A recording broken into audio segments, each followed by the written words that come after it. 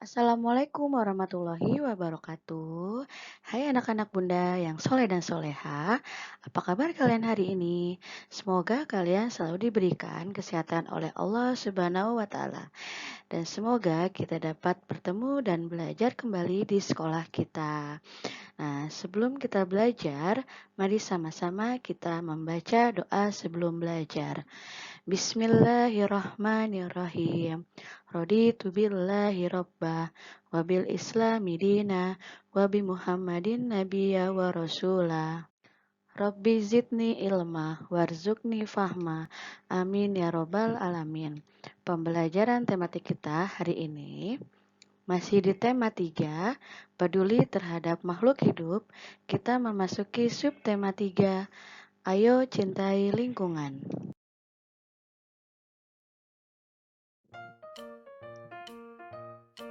Pembelajaran keempat, muatan pelajarannya.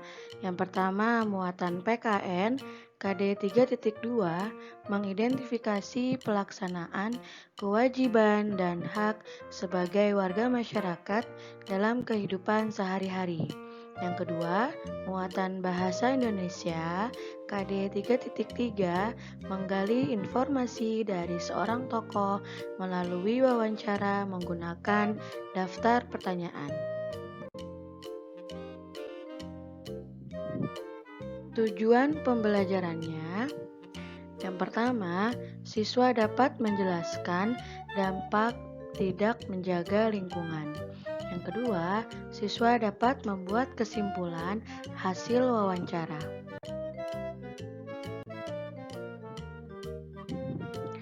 Muatan PKN KD 3.2 dan 4.2.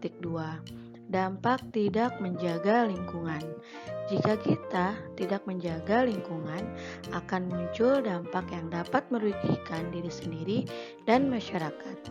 Dampak tersebut antara lain kebanjiran atau lingkungan menjadi gersang.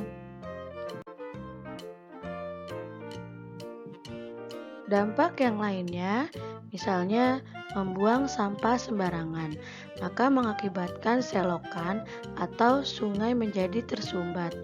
Maka saat ketika hujan datang, akibatnya akan terjadi banjir. Nah, dampak dari banjir bagi lingkungan adalah lingkungan menjadi kotor, banyak lumpur, dan sampah berserakan di mana-mana saat banjir mulai surut.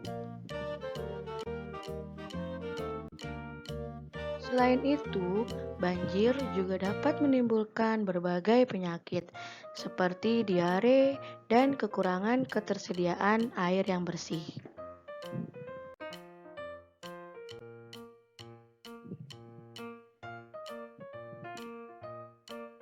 Nah, bagaimana solusinya untuk menghindari dari banjir? Kalian janganlah membuang sampah sembarangan, terutama di selokan dan di sungai.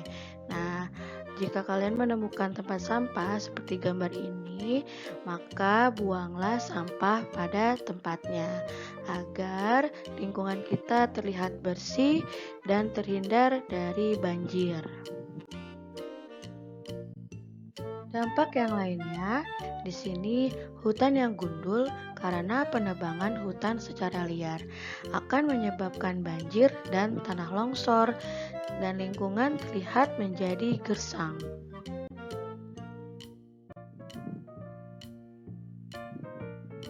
Tanah yang longsor biasanya terjadi di daerah tebing atau di daerah tempat tinggi yang sudah tidak ada pepohonannya.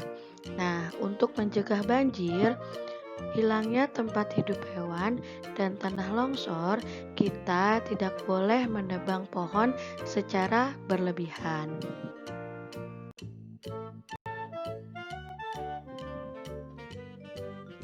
Nah, tugas kalian, muatan PKN KD 3.2 di buku tematik kalian ada 2 tugasnya. Yang pertama, halaman 99 nomor 1 sampai nomor 4. Yang kedua, halaman 102 nomor 1 saja. Boleh dikerjakan langsung di buku tematik 4C atau boleh di buku tulis tematik atau di buku tulis Bupena. Tulisannya yang rapih dan jelas.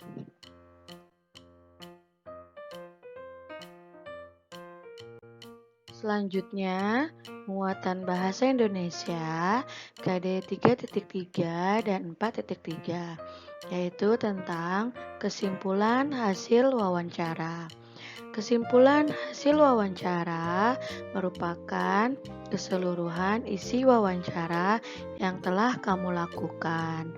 Nah, kesimpulan ditulis dalam bentuk paragraf secara singkat dan jelas. Langkah-langkah menulis kesimpulan hasil wawancara. Yang pertama, tulis jawaban secara jelas dan rinci sesuai pertanyaan. Yang kedua, baca dan pahami kembali jawaban dari narasumber. Yang ketiga, lakukan pengelompokan jawaban yang mengandung inti topik wawancara. Yang keempat, tentukan ide pokok yang mengandung topik wawancara. Yang kelima, tentukan kalimat utama yang menjadi inti pembahasan dari wawancara. Yang keenam, tentukan kalimat penjelas yang mendukung inti topik berdasarkan jawaban dari narasumber. Yang ketujuh, gunakan kalimat efektif agar kesimpulan tidak terlalu panjang dan bertele-tele. Yang kedelapan, gunakan bahasa baku sesuai kaidah agar mudah dipahami.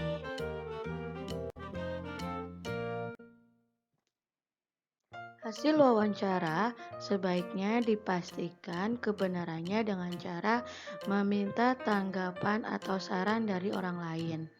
Hal yang dilakukan sebelum memberikan tanggapan, yang pertama membaca hasil wawancara secara utuh. Yang kedua, perhatikan hal-hal penting yang ada dalam wawancara.